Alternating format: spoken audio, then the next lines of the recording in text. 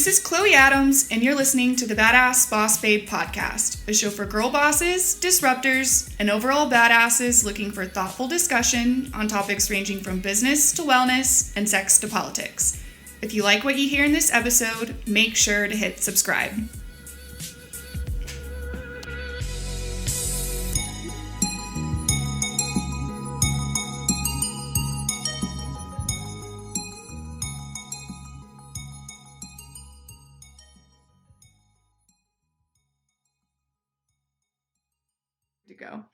It's the golden episode, badasses. In episode 2, I'm going to start over. It's the golden episode, badasses. In episode 2 of season 2, we'll dive deeper into mind, body, and soul development as we take on overcoming trauma in forms of PTSD with speaker and author Tonya McKenzie. Tonya, thank you so much for hopping on with us today to talk about something I've grown incredibly invested in, overcoming trauma. Thank you for having me. I'm excited to have this conversation. It is so well-deserved for those that understand what's going on. Well, and this definitely has to be the subject that I'm most excited to talk about this season, but I've actively been working really hard this year to overcome my own inherited and childhood traumas and complex PTSD. I got diagnosed last December. And I know you have overcome so many of your own traumas and gone on to be a successful businesswoman, author, and advocate. Absolutely. And being able to open up about what that looks like, how it feels, and, how those of us that suffer with it, deal with it on a regular basis has actually been more relieving than anything else, because there's so many out there that are suffering and sometimes they don't even know that's what it is. Yeah, and it helps destigmatize it. Absolutely. So first things first, Tonya, what makes you a badass? Wow. How do I even begin? Let's see. At the age of 4.5, I am a gun violence survivor. I watched my mother get shot and her boyfriend murdered right in front of us. We wound up going into a federal witness protection program. From there, because she had perjured herself to try to protect the family member that was actually involved in the murder, we actually spent time in a women's prison facility for women with children. I've been in a homeless shelter and gone through an incredible amount of watching my mother deal with mental disorder and depression and substance abuse and all of that. And no one really knew about it until I wrote my book. So I released my memoir last year. I've been on a California tour. And with that, I have actually been able to help more people than even knew that PTSD and long-term mental disorder was actually a thing.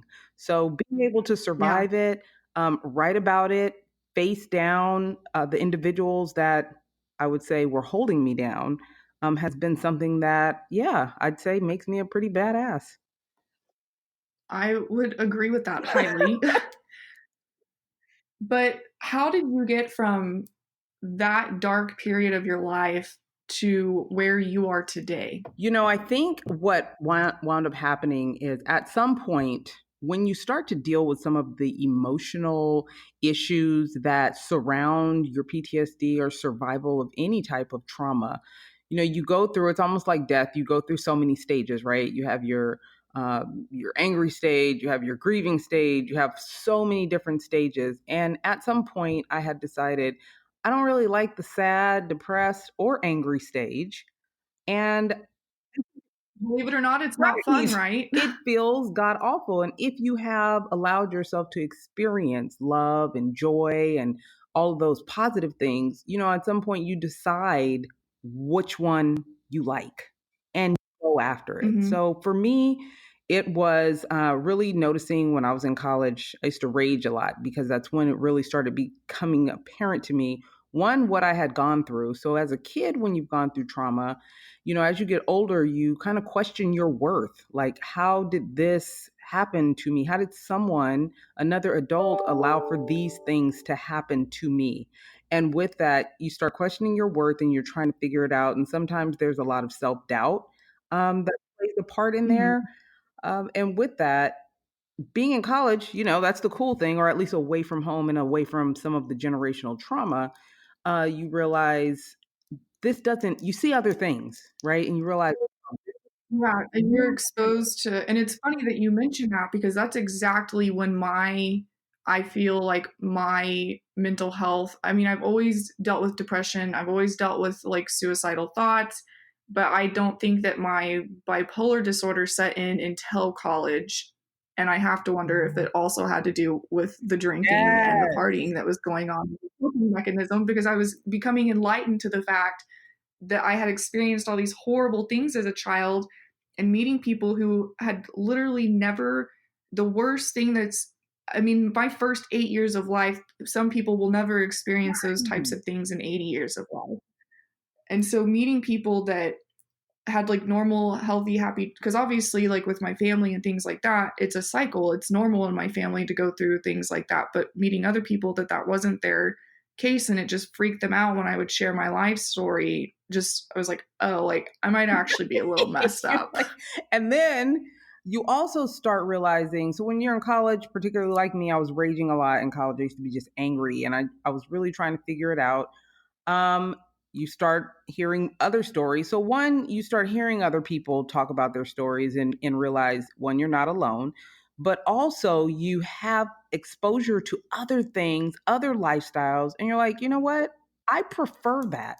And being in college and getting your young adulthood under your belt, you start realizing that you can actually make choices that have results that you're okay with.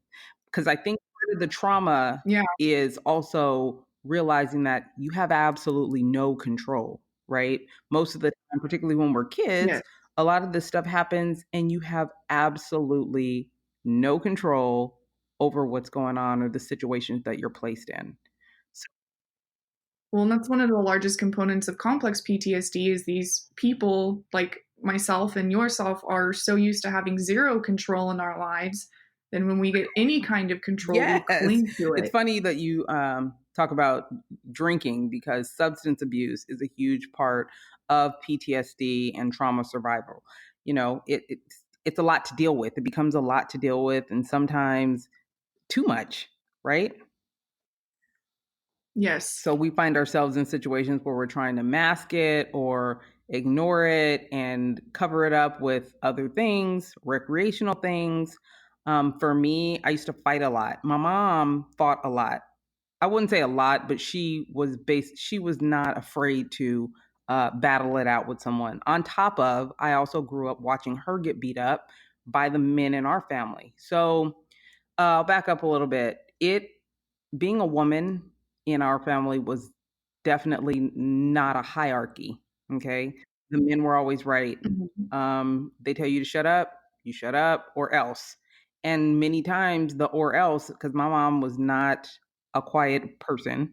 So telling her to be quiet and shut up, it wasn't going to go well. So she used to get, yeah. Does the So my opposite. uncle beat her up once, right in front of me and my brother. She wound up going to the hospital. We had to go to emergency with her. She had a broken leg, and it's one of those things where, again, it started being seen as normal because the next weekend we were all right back together again. They would use the word family almost like a weapon, right? This gives me permission to do Mhm. whatever I want, and then you have to come back because we're family. So And that, I swear, that's like, it's one of the hardest parts of growing up in a toxic environment or growing up with toxic people is I'm a super family oriented person, and that has been one of the hardest things is cutting out those familial ties that are just toxic. yeah, and it's hard because I know one of the things we're going to get into is generational trauma and generational dysfunction. But when you start kind of taking your own life and destiny into your own hands and deciding that that pattern of behavior is something you don't want anymore, they can look at you or say things about you like you are the problem. Now you are the problem because you're disrupting the way things go, right? It's almost like a form of Right. gaslighting. Victim shaming. Yeah, I literally the last time I went home, I had to put a lot of hard boundaries down with some family members, and I was just like, "Just because this is normal to you and this is how you behave, I Right. refuse to let you cross this Absolutely. boundary anymore." Absolutely. And for me, for the most part, it had a lot to do with the fact that I had become a mother and I found myself, though I was not being abused anymore, I found myself having to explain certain situations, certain unacceptable situations to my kids. And after a while, I just said, this isn't normal. So I'm not going to be justifying it. I'm not going to have to explain it anymore. We're just not doing this anymore, and starting to take those steps to remove us from those toxic situations. And of course, it has not gone over well, but it is the one thing that I can say, hey, I finally have a level of control, and this is what I can control, and it's what I'm going to do because I don't want my children growing up thinking that this is normal. Yes, exactly, and that's my biggest fear. I'm trying to fix as It's much as I hard. can It's before a I have very kids. scary thing, but you know what? You can. And just about everybody I know that has taken the steps and stuck to their guns and had those boundaries, they do. And so much better for it. And it's so hard to break those cycles. The thing I was trying to explain to another family member is it wouldn't be so heartbreaking if I didn't care so much, right? So if we didn't care, then it would Yes. be easy to just walk away or make the change or draw the line, hold to your guns. But it's very difficult because sometimes you know that drawing those lines and those boundaries means that it might distance yourself from someone that you love, even if you don't love their behavior. But also growing up and not being Oh allowed to yeah, have clearly. boundaries. And yeah, that's a whole other Yeah. conversation. No bound What do you mean boundaries? Yeah. That's But, talking about kids and things like that and trying to change the cycle. So, the study of epigenetics, the idea that trauma can leave a chemical mark on a person's genes, which is scary, but which is then passed down to subsequent generations, has gained huge traction in the past few years. There's been several scientific studies. But a decade ago, this is when this really took off. Scientists reported that children who were exposed in the womb to the Dutch hunger winter, a period of famine toward the end of World War II, carried a particular chemical mark or epigenetic signature on one of their genes. The researchers later linked that to finding differences in the children's health later in life, including higher than average body mass. So, this is one of the many studies that proves that we inherit some trace of our parents or even grandparents' experience, particularly their suffering, which in turn modifies our own day to day health and perhaps our children's too. So, how do we catch generational and inherited traumas playing out in our own lives, and how do we you know start to address the issue? I've just find this whole study and this whole thing just it's incredibly crazy fascinating. because my mother, when she was shot, we found out later that she was pregnant. So I had a little brother that was born out of this murder. But of course, he comes into the world. He doesn't know any better. So fast forward about a year, 2 years, he keeps getting kicked out of school, right? He's getting kicked out of preschools. He's always in trouble. My mom can't keep a job because he's a terror. We were like, what is going on? This cannot be my brother because I'm a Mhm. good kid. So what's going on with this kid? Well, Yeah. when I started to write my book and the more research I did, the more I was trying to understand him because he was in the womb at the time of this violence. And what this study shows is exactly the life that we lived. So I come to find out, I had looked through some documents, and my brother was actually diagnosed with bipolar disorder when he was around 6 or 7. And that made it very Mhm. clear.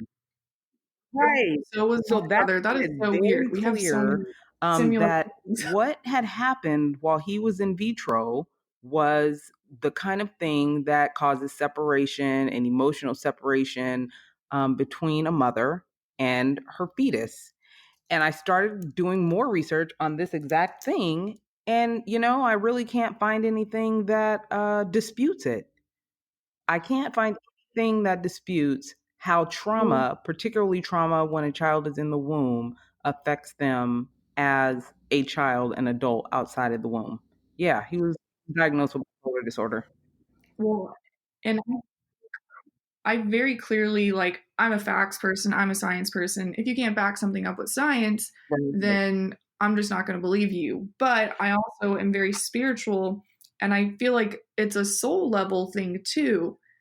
Like, we are in our souls carrying down these traumas, and it's being proven by science Yes, that it it does. actually modifies our Absolutely. genetics. That's why it's important, and they started to highlight all the awesome things you can do when you're pregnant, right? I listen, I'm not one of those happy go lucky pregnant women, but what I did know for sure, especially living through my brother, is that it's important as a pregnant woman that we have a level of serenity, that we feel protected, that we don't have as much stress, because all of that carries through the blood and it carries through our children.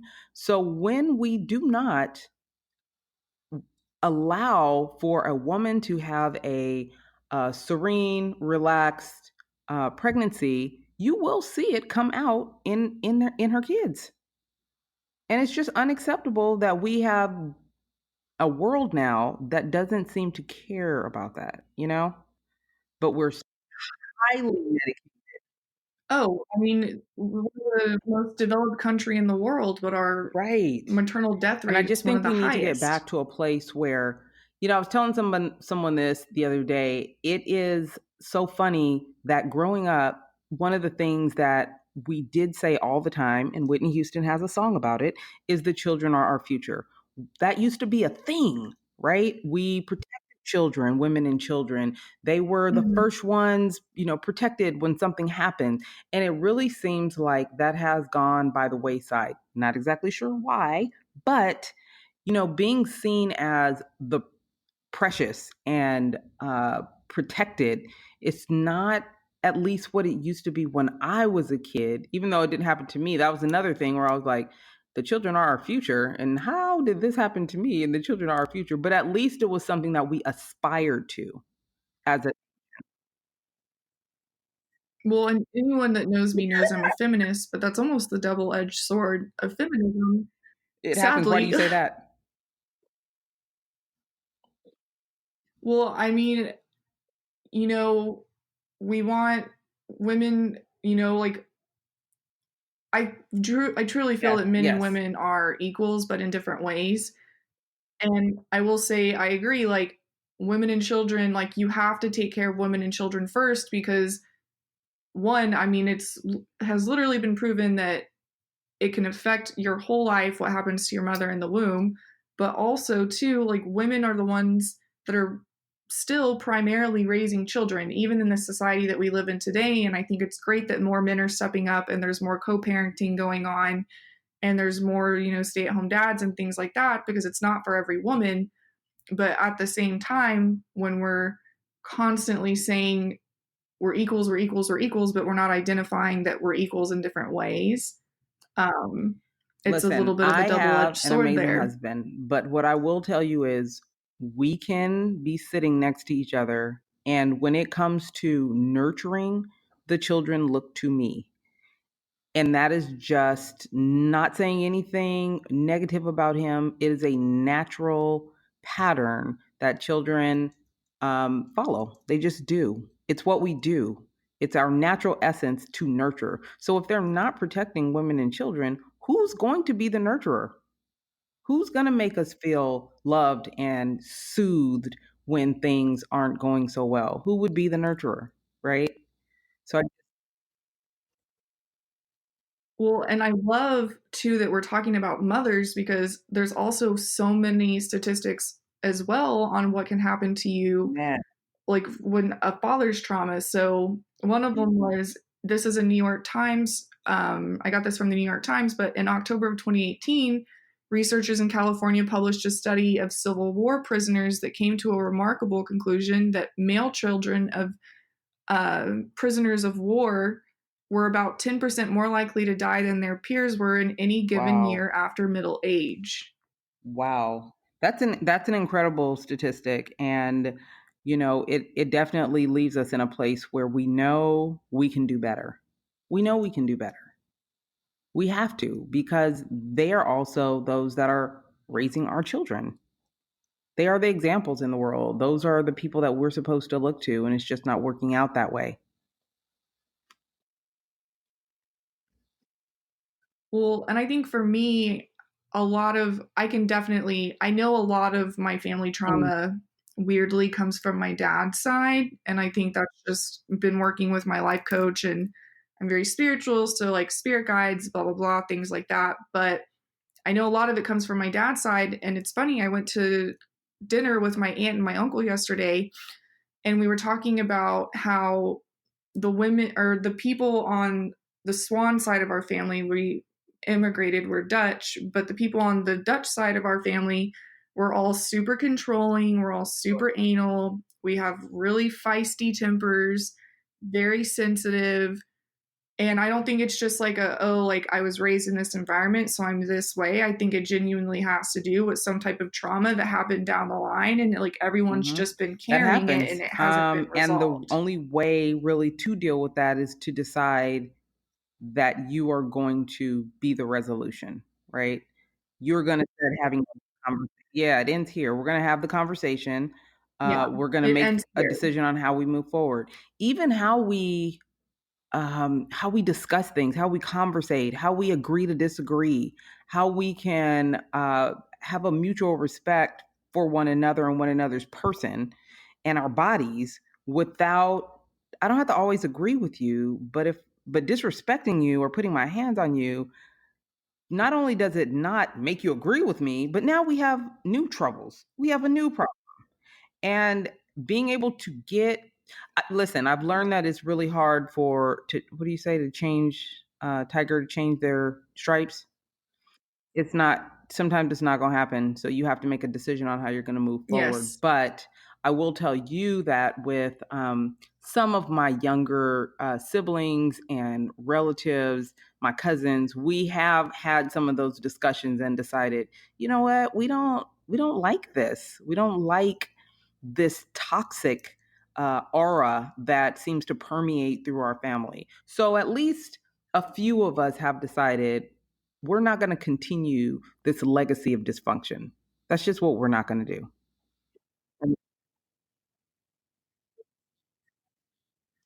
And I truly do think that if Yeah, but you that's the decide to problem. do the work, that you The can work is a lot heal of your work, especially family when you're talking line. about generational dysfunction, right? Then that means that someone is going to have to acknowledge that maybe they're not doing Mhm. something right. And I'm not sure about your family, but I know my heritage does not lend to a lot of apologies or acknowledgement. Right. So it Oh, mine's the exact same way.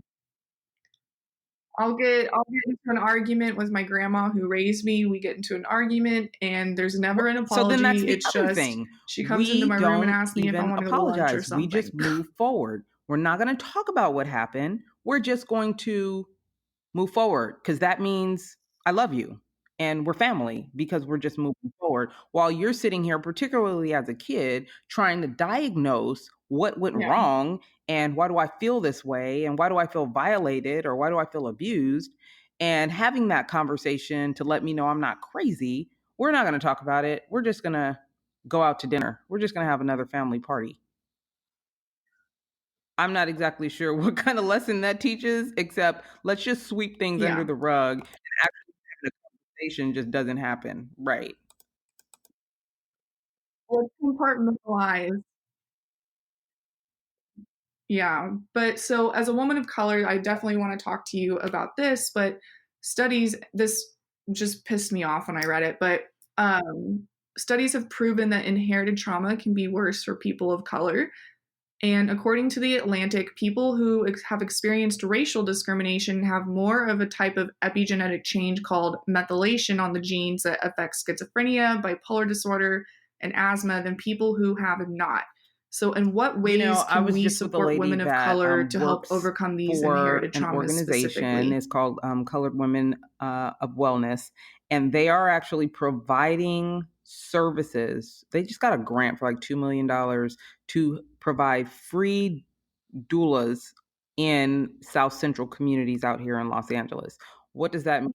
Yes. So it comes down to services, right?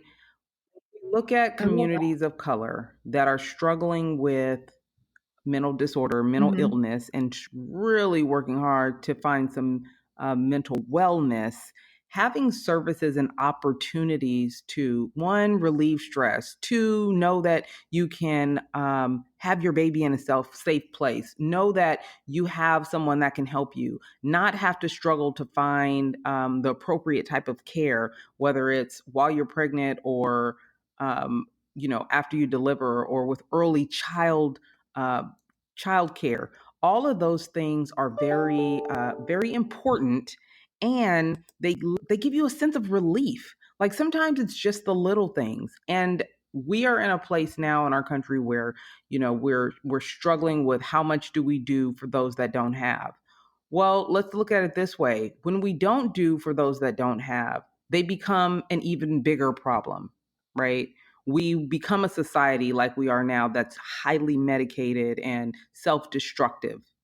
When we do have services in place for some of those areas in which we fall short and people know about them, there's more of a likelihood that they're going to seek them to be able to, because most people want to have a happy life. Like, I don't know anybody that's just like, yeah, I love being miserable. I love having stress and anxiety, particularly.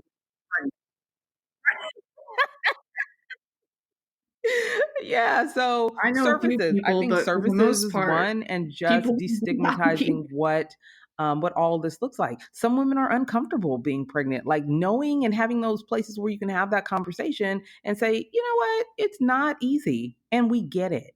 It's not easy, and we get it. So, a lot of the places that are now looking at providing more services, more community engagement in regards to some of these areas that we're falling short, and hopefully being able to kind of reverse some of these negative trends, because it's hurting us in the long run.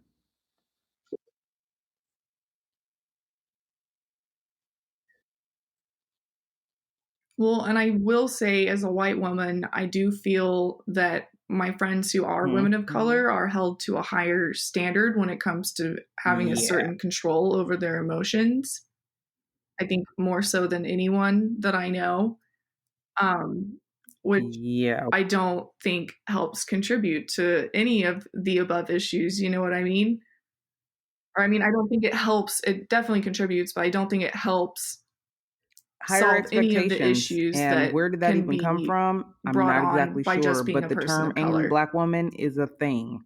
I don't know who made it a thing, but it's definitely a thing. That means, we can't show our anger, we can't show our stress, we have to bottle it up and move forward and assimilate without any emotion, any outward emotion. And that makes it even more difficult, because I think we're all entitled to be able to voice our opinions, or express how we're feeling without a heavier weight being put on us. We're all human. We all go through things. So being able to have the same conversation, black, white, or otherwise, is important for all of us, because we have to have certain conversations and relieve some of this bottled up energy that we have, to be able to be okay.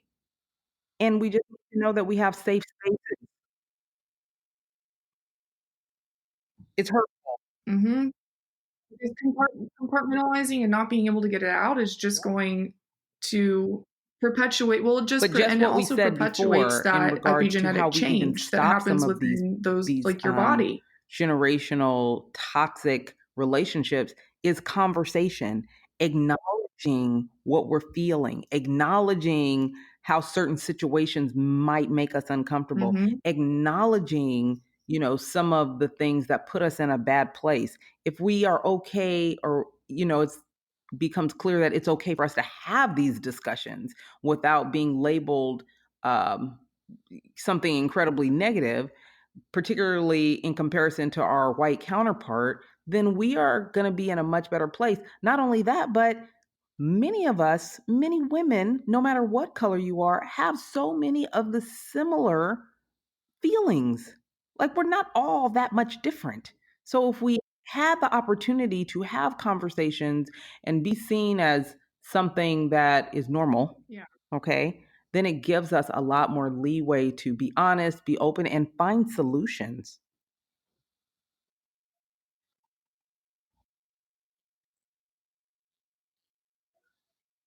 Well, and I think people who have been through a significant amount of trauma, we don't want to be defined by our trauma. That is not something that is of it's not something we want. It's not something that's of interest to us.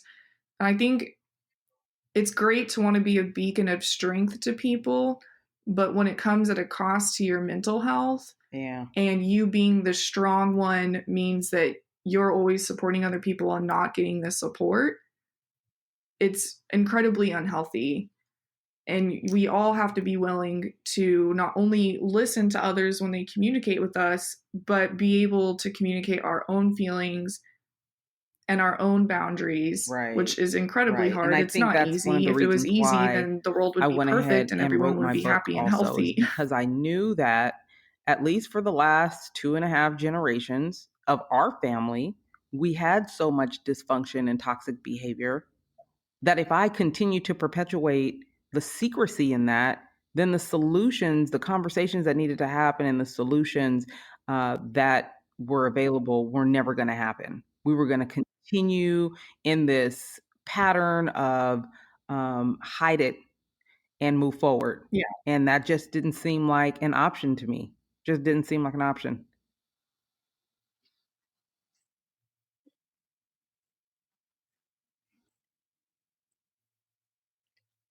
So, per the National Center for PTSD, 7 to 8% of the population will have PTSD at some point in their lives, with rates being twice as high in women. Not surprising to me at all. So 10.4%, and then only 5% in men compared. So I feel like we rarely have conversations around PTSD unless it has to do with veterans. Even then, it's not a very great conversation. It's clearly an issue in this country. I think it's even harder for the average quote unquote person to comprehend that they can also go through experiences that would warrant such a distress and make them feel even less than. Like, to me, in my head, when I got diagnosed with complex PTSD, I was like, okay, I know I've been through shit, but it's not like I've been Right. through war or killed someone or like witnessed the things that they see overseas. So it almost makes you feel crazier. But can you give us some So examples of what types of PTSD situations would usually cause a hits PTSD you when reaction you've in been just a triggered, normal right? everyday person? What that trigger looks like usually has something to do with the trauma that you suffered. A lot of times, particularly when trauma Mm-hmm. happens when you're young, you don't always know what that is. Or if it's happening, you're not sure that's PTSD. You're like, what is that? So, for example, when I was in college, I used to sneak out of parties a lot. So my friends would always be like, hey, can you let us know when you're leaving? Girl, I realized that when I go into a party, I'm always looking for the exit. Even now, as a grown woman, I'm always looking for the exit. I never understood that that was a thing for. Mm-hmm.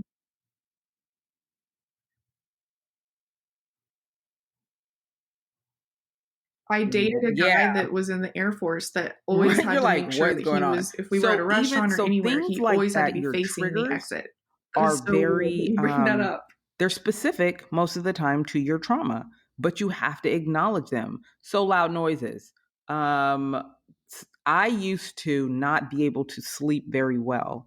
Even when I married my husband, for a long time, I could not be touched while I was asleep. I would wake up and it just wasn't a good thing. What I realized is that was a trigger based on the fact that I had been assaulted twice as a 13-year-old and in college while I was asleep. So it takes a while sometimes to look back on the things that happen in your life that make your heart race, right? That make you alert all of a sudden. Triggers are important. Triggers have a lot to do with your initial trauma. So again, acknowledging it. We still have people that bad things have happened to, and they're not really ready to face it. So they're going to continue having some of the trauma that takes them into a state of PTSD. I recently wrote an article about triggers in PTSD and about high functioning long term depression caused by PTSD. It means that we've just learned how to live with it. We don't have a solution. We know it's there, it ain't going nowhere. And we have learned how to be high functioning with these things going on. And you got to think, sometimes these things aren't going to have a resolution. What we do is learn how to live with it. So when you are triggered,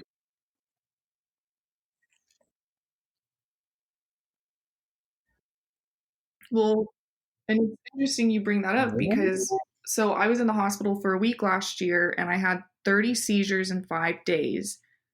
And at the end of it all, it turns out that none of the seizures, they had nothing to do with my brain. It was all my complex PTSD coming to a head. And I got diagnosed with PNES, which is non-epileptic seizures, and it's really common for people with the autoimmune disease I have to develop PNES because leading up to the hospital, I mean, I had a lot of last year was kind of a shit show for me. 2018 was a shit show. But I mean, my cousin had died. I had a really bad job. I had an on and off again relationship. But on top of everything else that was going on, my fibromyalgia got worse, and I started getting these complex migraines where I'd be blind in one eye, I'd be paralyzed on one side of my body. I lost like 20 pounds in a month because I couldn't keep food down because I had a migraine every single day for a month. So, like, the thing with PNES is people with fibromyalgia, we get so used to the pain that our bodies experience on a daily basis that you get used to it. I mean, you wake up in the morning and you feel like you got hit by a bus, and that's the norm. And that's just what I've gotten used to. And the thing with that is, even though part of your brain and like the cognizant part of you has said, like, oh, this is normal, this is just how I'm going to live the rest of my life, in the back of your head, it's thinking this is not normal. I am in so much pain. This is awful. And then it gives you this So what was the seizure-like result of that? response. How did you wind up getting through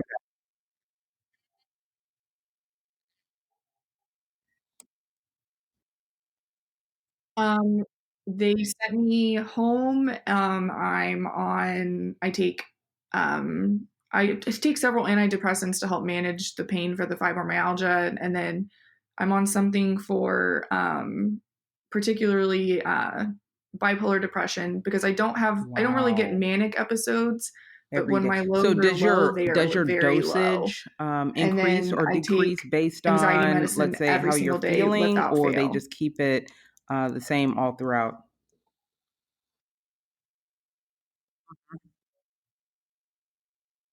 Okay.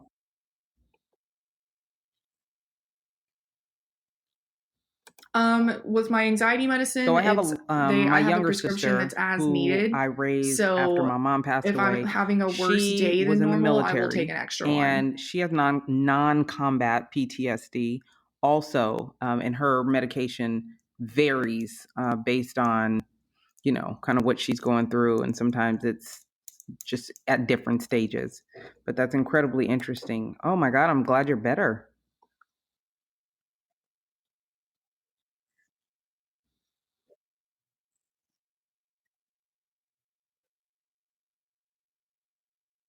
Yeah, and I mean, I definitely have my weird triggers. Driving has not been the easiest thing for me. I know, like, I definitely have emotional triggers and things like that. Yeah, I heard the single life is kind of rough Particularly sometimes. why I haven't Yeah. been dating a lot lately because it stresses me out, and I don't feel like take an extra anxiety medicine, but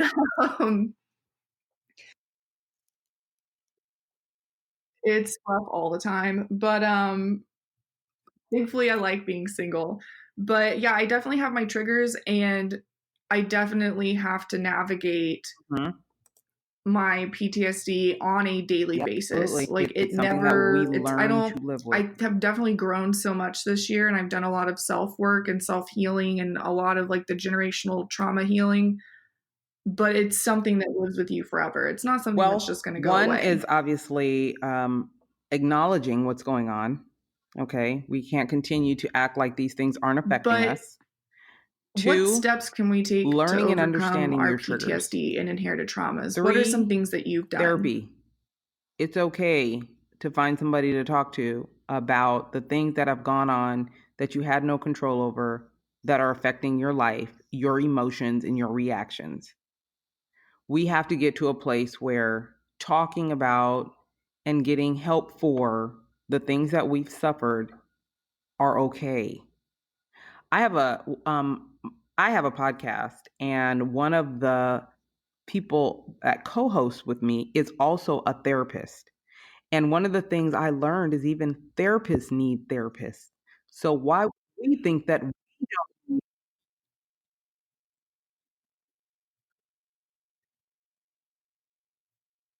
Right, because there's also secondhand PTSD. You don't always have to be the person that was affected, but Yeah. even Well, being when you're a somewhere, being a healer, I would witness imagine to, even more being so in an when you're a healer environment and you're where helping heal these people things every are single day, happening you have to have can your own cause outlet. PTSD for you.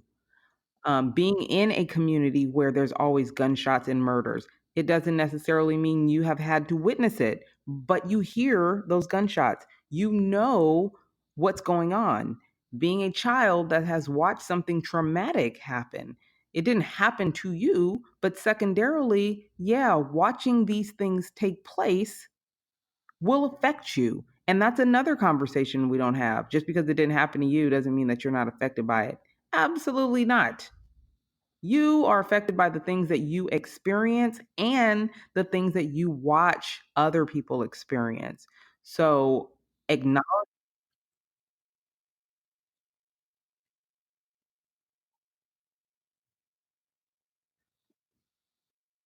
that. Right, absolutely. Ma'am, you didn't even have to live in New York. It'd We be were in kind the of Bay like Area saying that the watching it. people that And lived in New please York during believe that when those 9/11, films like just start because you lived showing, in New York we doesn't go mean back, like you weren't at like, least I do, to the emotion that I felt directly at the affected time that because I you didn't go on the realized that I World Trade wasn't Center or watching a you didn't know commercial, that someone this or was a you know what real I thing mean? Like happening it's in our. crazy.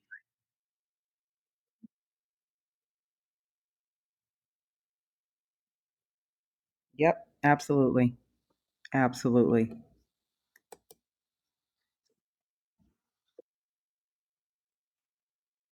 Exactly. Every you know where you I know exactly where I was and what I was doing, and I was only 8 years old.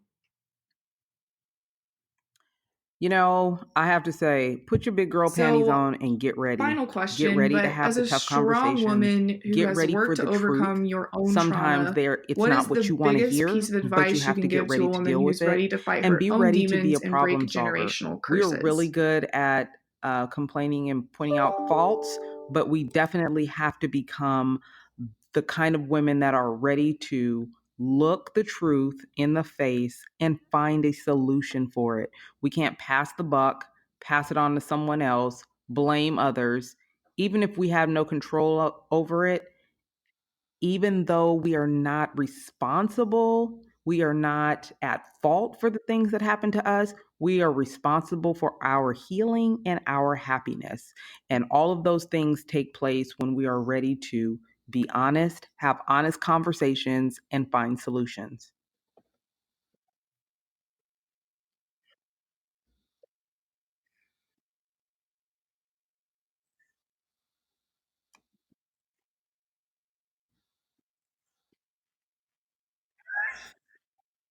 Yes, ma'am.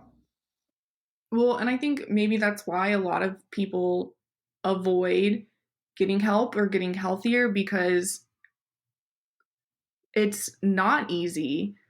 It's awful. Like Yeah. growth is so painful. And you can either decide that you're going to sit there and be miserable and have these problems for the rest of your It life, or you can takes put in like work. honestly like a year's worth of No, it really takes work. hard, It takes ugly, terrible acknowledgement. work It and takes dedicate like X amount of ability time of to your be life to willing to fixing that so do that the you can work, be just happy like for the you rest of said. your Yeah, life it's tough. It's a tough and grind. healthier. Healing is a tough grind.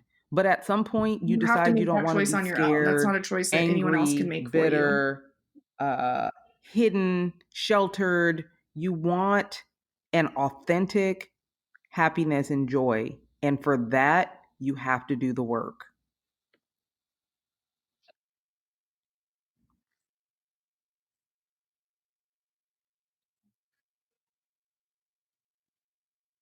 The book is A Child's Memories of Cartoons and Murder. You can always go on my website at tonyamckenzie.com. And I am on 100% social media, agreed. Instagram and So, Twitter at Tonya, thank you so much for coming on today. If anyone wants to PRBIZ, get a hold of you PR or they Biz want to read your Mom, book, how can they MOM. do that? That's Instagram and Twitter, and I'm all over Facebook. So, at any point, if anyone wants to reach out and chat about anything that's going on, I'm an open book and I'm happy to hear about you and yours. Feel free to reach out. I love having these conversations because the more we talk about it, the easier it is for others that have yet to talk about it. Thanks for listening to the Badass Boss Babe podcast. We release an episode bi-weekly, so stay tuned. And in the meantime, follow us on social media at Badass Boss Babe Podcast to get a behind-the-scenes glimpse and more info about the show. As always, stay badass.